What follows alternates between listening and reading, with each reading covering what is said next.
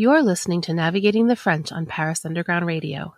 For more great content and a bonus episode of Navigating the French, please join us on Patreon.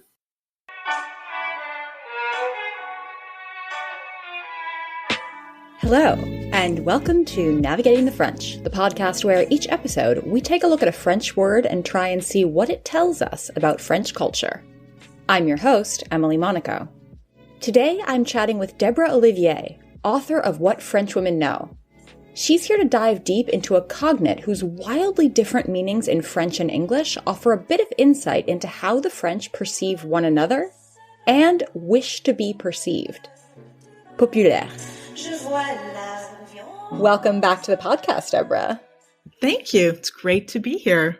I am so glad you're back because on our last episode together, we just barely sort of touched the surface of one of the biggest false friends that I had to encounter when I first moved here, because you see, I moved here when I was 14 years old, and the word populaire and popular were very, very concerning to me at 14, as they are to so many American girls. But of course, it's a big false friend in France. Populaire and popular might look very similar, and they mean super different things. So right off the bat, what do you see as the major differences in definition, but also in connotation between populaire and popular?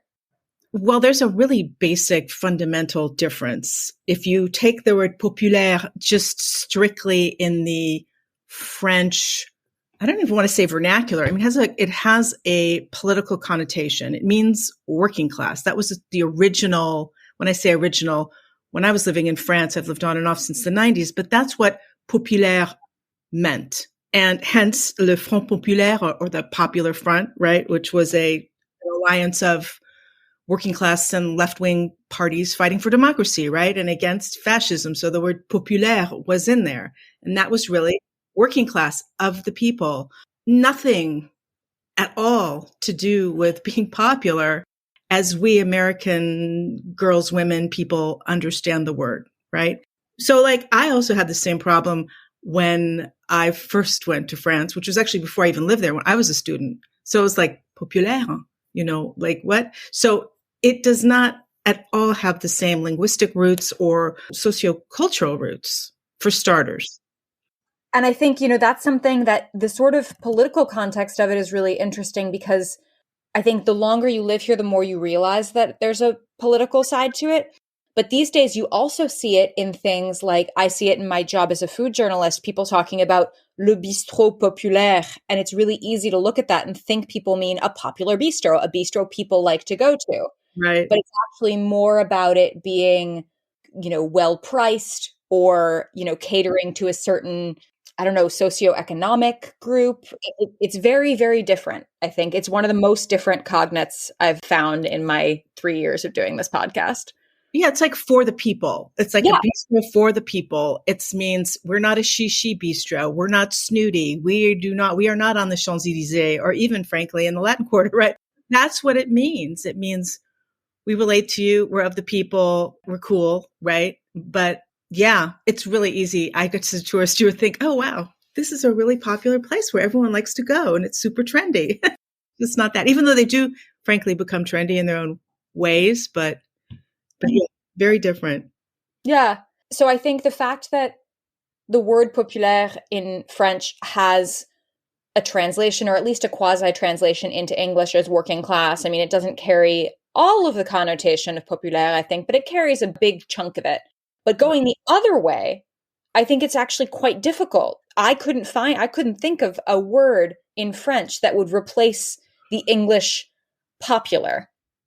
Yeah, because there is no word. There's no concept, right? I mean, the word is really loaded and also nuanced in the Anglo-Saxon mind, but there's really no word in French that has those same connotations because they don't exist in France. They really don't. I mean, I was talking to a couple friends of mine recently, okay, well, has that word changed?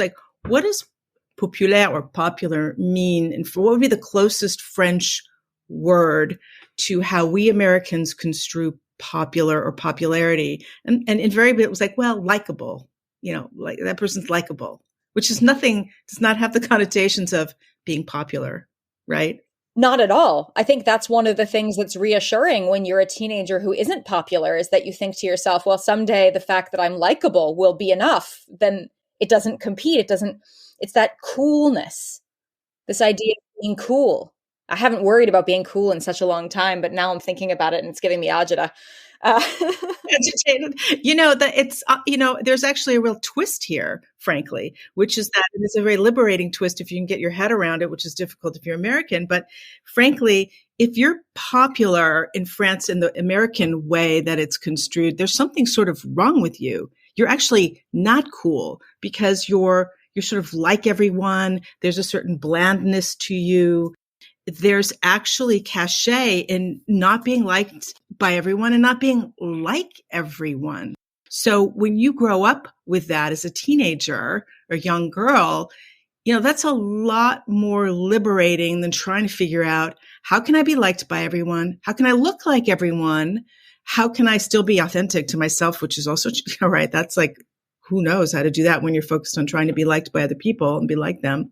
So it's really the opposite in France. If you're liked by everyone, there's nothing authentic about you. Never mind sexy, which dovetails into another topic that we touched on, which is jolie laide, right? Mm-hmm. It's the idea that there's something interesting in being different, right? And even being smart, right? Smart is sexy. That's a cliche, but that's sort of still true in France. So anyway, coming full circle, when you're 14 in America and 14 in France, you have two different mindsets. It's changing in France, but, we're speaking in broad terms. So. Yeah, absolutely.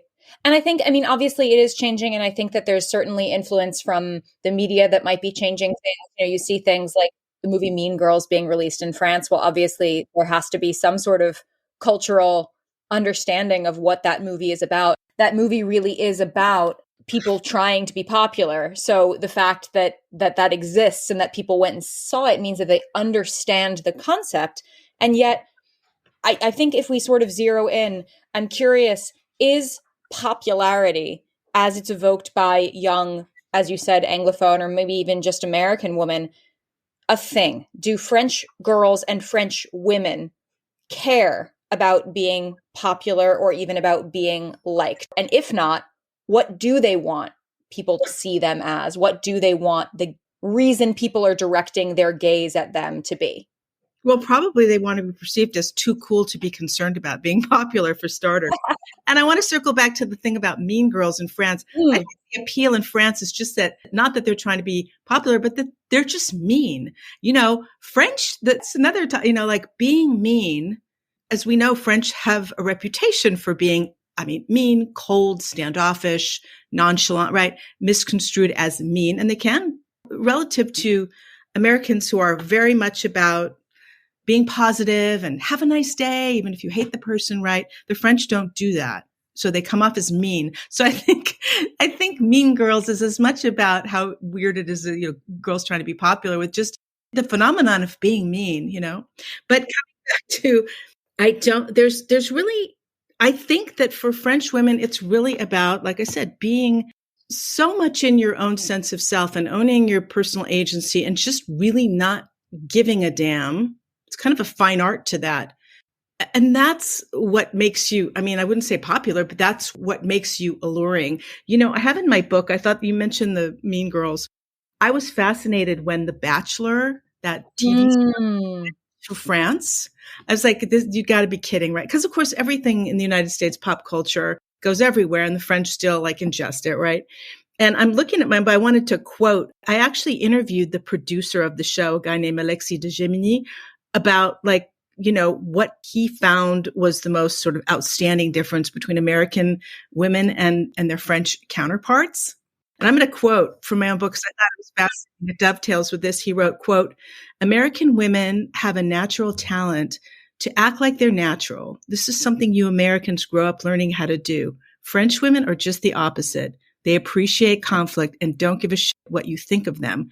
There's a strong tendency not to be liked, but to like who you are and to try to show that." And I thought that is the best quote. The guy was not prompted. He's a French producer, probably just trying to make a buck on Canal Plus or whatever. But I thought that nailed it. Totally. Yeah. And so, a strong tendency not to be liked, but to like who you are and try to show that. Well, how do you do that?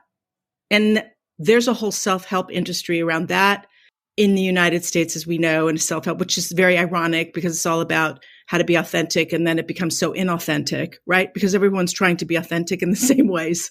So Right. it's pretty much a product, I think, of marketing and capitalism and all that. But yeah, so just, who are you? Figure that out and show that and own it. And even if you're quirky, even if you're jolie laide, even if you're, whatever. Again, that goes back to, I think we talked about that in when we're talking about je ne sais quoi, there's also the term je m'en fous, like je m'en foutisme. Like, I don't give a damn what you think. Probably there's a different word than damn, but I don't know if we can say it on your podcast. We can call it explicit. We can get an explicit tick mark on it. I mean, there's different ways of translating that. I don't give a F or I don't give a damn. It's somewhere in between, right? But so the je m'en foutisme is like, well, I don't really give a damn what you think. And that's such an important, sorry, I'm just going to stop you there because I feel like that linguistically is so interesting. Basically taking a phrase, je m'en fous. We'll keep it PG, I don't give a damn. They've turned it into a noun. I don't give a damnism. Right. So it's a great noun. Great. And the word, je m'en fous, the verb foutre, that is an explicit word.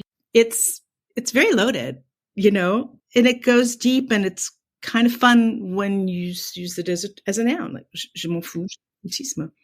And I think that sort of idea of A, being authentic and genuine to who you are, and B, not needing to be so liked might contribute to why, when you were talking about, oh, you have to be unique, but everybody's trying to be unique. And I was thinking about growing up as a millennial being told, oh, you have to be the girl next door, you have to be the smart one. There's all of these little tropes that you can fit into.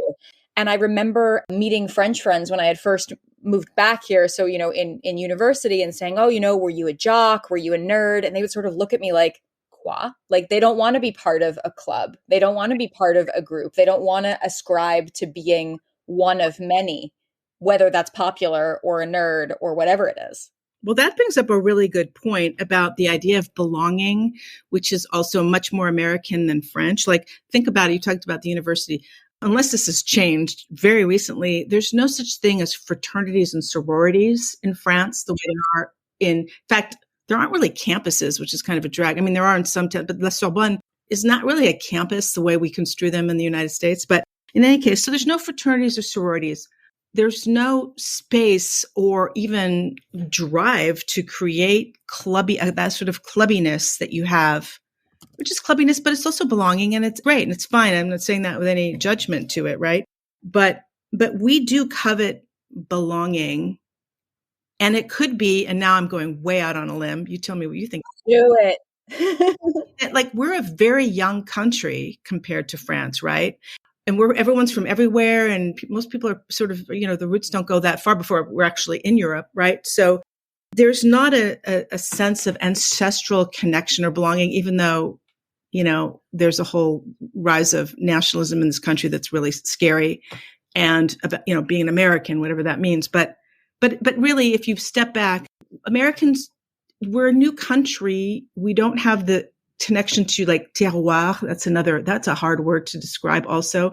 So we actually have, for anyone who's interested in terroir, we've got an episode in season 1 with Fred Pouillot about terroir. It's a fascinating, crazy word. I love it. But continue. I'll have to listen to that, because that's something that's you have to have a connection to the land and a generational connection that goes back, so the French have that to a point where they probably don't really want to belong anymore. Like, I remember my ex-husband was like, grew up in the same village where God knows how many generations grew up. And it was like, I don't want to belong. Like, I don't want everyone in the village to know who I am. I don't need to belong to the church or the this or the that, or it's actually like, screw that. Right. Because that's like so imbued in French culture. And again, I'm going out on a limb. I'm going to listen to that terroir podcast, but the belonging thing is very American, and it dovetails with popularity, because when you're popular, you belong to a big group, right? You're really safe. Everyone likes you. You're part of, everyone supports you. That's a big belonging with a big B. If you're enjoying this episode of Navigating the French, you may also be interested in our sister podcast, Paris: A State of Mind, where real estate experts Gail and Marie give you all the tips and tricks you need about renting and buying apartments in Paris and beyond. Navigating the French will be right back after a word from our sponsors. And now, back to Navigating the French. I was fascinated. I tried to explain what a fraternity and a sorority was when I was in France, and they looked at me with blank stares. Like, what are you talking about? We don't know what you're talking about. That has not changed, right? I mean, I don't think so. And there's definitely no campuses. I mean, not really. Well, but that's also why I think a lot of Europeans do love coming to the United States. I mean, our university system, aside from being ridiculously expensive, is pretty wonderful in that regard, with these, kind of worlds unto themselves on a campus. It's pretty awesome. But yeah, that doesn't exist. But the fraternity sorority thing, the belonging, the being part of a group, the being popular, and of course, to be in a sorority or fraternity, I mean, talk about popularity. I mean, there's a whole hazing thing. You've got to go through hoops to conform to a certain way of being to be accepted into the fraternity or the sorority or the club or whatever. And again, that's very un-French. Yeah, not a lot of secret societies, a lot of dining clubs, but not a lot of secret societies. No, exactly. Because, if you scratch the surface deep enough, of course, like belonging and who you belong to, that is very important in France, but in a very different way, in a much more subtle way and inscrutable way compared to the American way of looking at that. Because, there are a lot of secret dining clubs. There's also all kinds of generational belonging that goes very deep and is impenetrable if you're not French, which is a key thing there, being French. Yeah, so there's a lot connected with that word. Definitely. So there's this mindset of popular, which is the first one that comes to my mind. And I think that is because I grew up as a girl in the 90s and 2000s in the United States. But then I think when I think about popular as well, I think about it in terms of popularity of people in the public sphere. So you think about actresses or politicians at least politicians, actresses maybe to a lesser extent, but still to a certain extent, their entire career is predicated on the fact of being popular, which in this case feels more closely linked with the word likable, although I suppose there are certain politicians that are popular because they make people angry. But for the most part, I think that people in the public eye cultivate a public-facing image so that they will be popular. And I feel like that is also quite an American thing. Like, I don't think that British actors concern themselves quite so much about whether they're liked as American actors do. But I don't know what your perception of sort of the French public person's awareness of his or her popularity is. I would think for front-facing celebrities of all varieties in France, it's closer to the British way. I think there's more emphasis on having a certain cachet versus being popular. There's another word, cachet. Mm-hmm. What the roots of that word are, because I don't know if it's connected to cachet with an ER at the end, to hide. It's interesting. I never thought about that. Anyway, I think that it's really about cachet, but there's still the same cultural framework here. There's not that kind of emphasis on being likable and being like everyone and having a massive fan base or rallying a movement around you. I mean, the political world is one thing, and it's so vastly different from what goes on in France that will stray into really, whole other turf there. But when it comes to celebrities and people, cultural figures and so forth, I do think it's about cachet. It's about, again, like that guy, Alain Giamé said, liking who you are and trying to show that. And if you look at people like traditionally, like some of the old school celebrities, women like Catherine Deneuve or Brigitte Bardot, or like Brigitte Bardot, she famously reviled being in the public eye. And in fact, the French, there's a very interesting article about Brigitte Bardot written by Simone de Beauvoir in Esquire magazine that's so fascinating about how French women, French in general, perceived Brigitte Bardot. She was not popular, and she was considered feral and actually working class, even though she wasn't, because she sort of defied social conventions in her free, wild, semi-naked presence on the stage. So Brigitte Bardot, you take from her, go from there to Catherine Deneuve, who had a very sort of, talk about je m'en foutisme, a certain cold, icy, frosty, remove from the public glare or glance or gaze. Gaze, that's the word I'm looking for. Even like Isabelle Huppert, and then you continue Juliette Binoche. I mean, if you look at the Audrey Tautou, like these women are not out there strutting themselves and trying to be a big name on the stage. Like, I don't know, pick an American equivalent. I'm thinking of musicians, so that's not a fair analogy, like, Beyonce or, I don't know, Taylor Swift or whatever. But if you look at actresses, I'm not sure what the equivalent would be. But generally, culturally speaking, my sense is to say that the French, again, are doing the opposite. Yeah, I tend to think about people like maybe Anne Hathaway or Jennifer, what's her face from the Hunger Games. Blanking on her name too. Jennifer something, where you feel like they are definitely cultivating a persona to appeal to a wide range of people, and you might not actually know who they are. And I'm not saying I know who Brigitte Bardot is, but I also don't feel like she was cultivating a persona. No, I really don't think she was either. And if you read about her, that's substantiated in all the reading and everything she's written about. I mean, she's obviously, as we know, not particularly likable. Sure. She doesn't care either. I mean, she's politically, she's kind of a lightning rod, or she used to be. Now, who knows, right? Oh, well, I think she had quite a lot to say that was pretty unpopular during the Me Too movement. Right. And she didn't care. That was kind of what was so refreshing, is that you don't feel like you need to toe the party line to a certain extent. No, there's a very funny Saturday Night Live. Yes.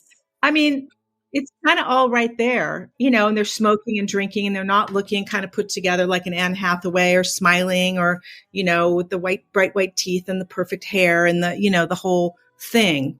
And it's also interesting to notice how some of these French actresses have aged.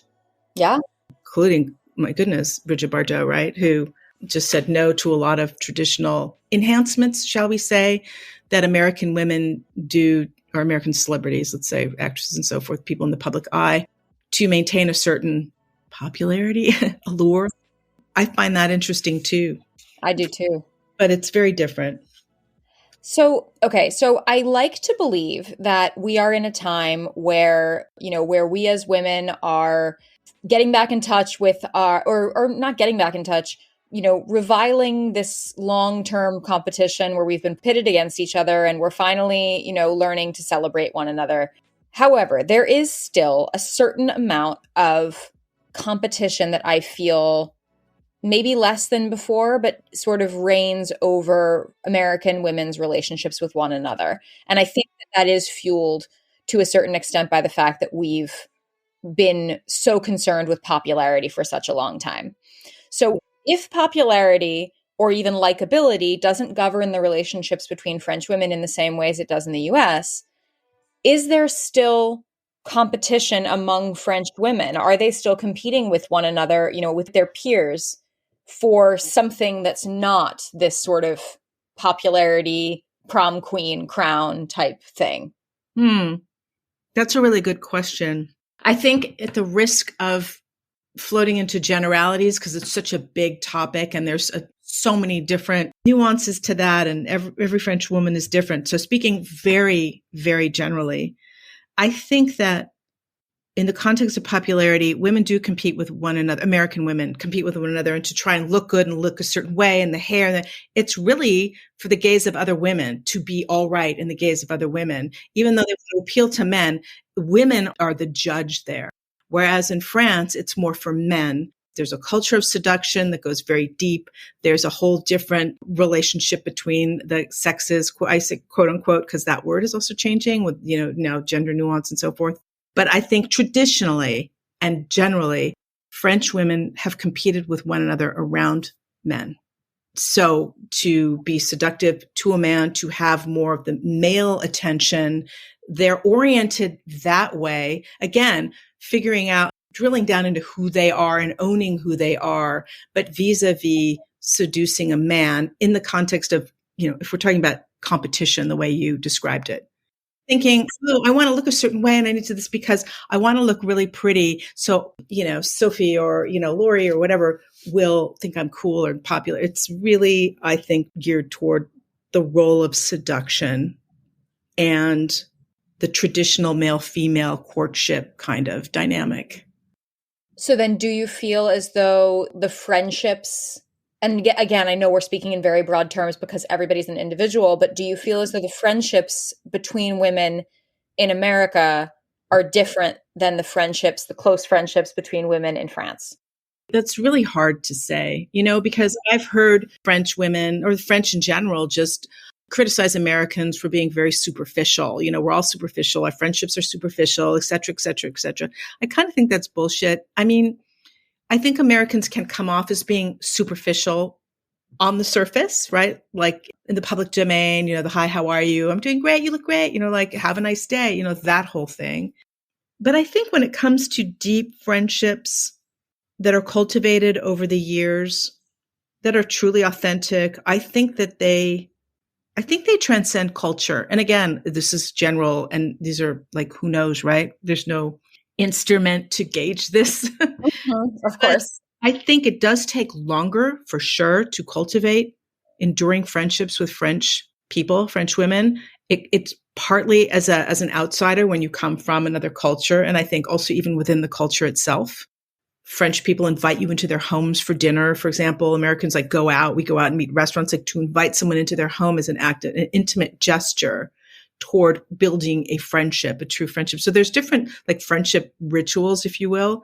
But I think once you get to you transcend a certain point where there's true enduring friendship that's been built over the years, I would venture to guess the emotional ties are similar and people love one another and they betray one another and they have fun together and they disappoint one another in all cultures, And I think, that's what's been so interesting and rewarding about doing this podcast and talking with experts like yourself is that, at the end of the day, there are certain cultural acrobatics you have to perform if you really want to meet people where they are on their cultural level. But at the end of the day, we're all people, we're all humans. We want to like each other. We want to love each other. We want to get along. So I think, yeah, that's a really good point. Yeah, we love, we hurt, we are in pain, we have trauma, everyone, right? It's kind of you dig deep enough and you hit the universal, water table.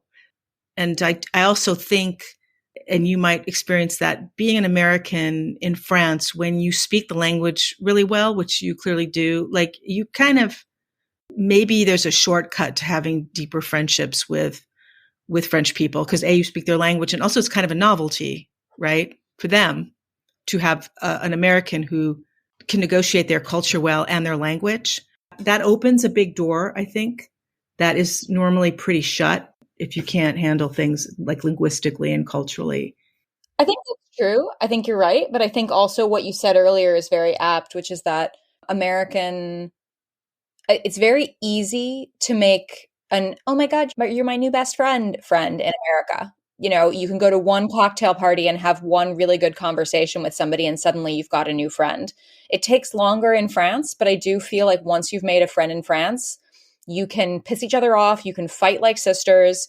They're still the person who are going to come pick you up on the side of the road at 2 a.m. because your car broke down. And it's time, but once you get there, that's where you get. Yeah, absolutely. If you're enjoying this episode of Navigating the French, you may also be interested in our sister podcast, Storytime in Paris, where each week host Jennifer interviews a different author. Navigating the French will be right back after a word from our sponsors. And now, back to Navigating the French. But you did touch on something which maybe is related to popularity. We do say, I love you, really very facile, in a very facile fashion in the United States. I love you. You're great. You're my new BFF. Love you. We throw that word around. And that's also construed as being very superficial by the French. And even, I guess even, one could suggest it is, but I think, well, that's the tip of a different iceberg. But yeah, enduring friendships in France, once you get there, you have a friend for life. But again, I kind of think it's true also in the United States. I think once you get to that point in either country, that's where you are. I just think that French people don't say it until it's true. So it means that you can feel quite lonely at the beginning. Right. But once you've gotten there, you won't lose that. Whereas someone who says you're my best friend in America might forget about you tomorrow. Well, they very well could not be your best friend at all, or even your friend. It's like a manner of speaking. It's almost like a throwaway term, It doesn't have any weight in reality. But I think everyone knows it. The French, I'm thinking of my deep friendships, and I have actually three. I mean, I've known these French women for decades. It took a long time. I mean, I don't even think we've said, I really love you. That's something that's hard, I think, to say in any culture. But yeah, your point is well taken. We would say it here and not mean it. And everyone knows we don't mean it. And in France, if they say it, you've really earned it and they really do mean it. Well, I mean, thank you so much for coming back on and joining me to talk about an equally interesting topic. Anybody who's just joining us now who wants to find out even more about Debra's fantastic insights into French culture should check out the episode on Je ne sais quoi, and obviously pick up a copy of her book, which is linked in the show notes.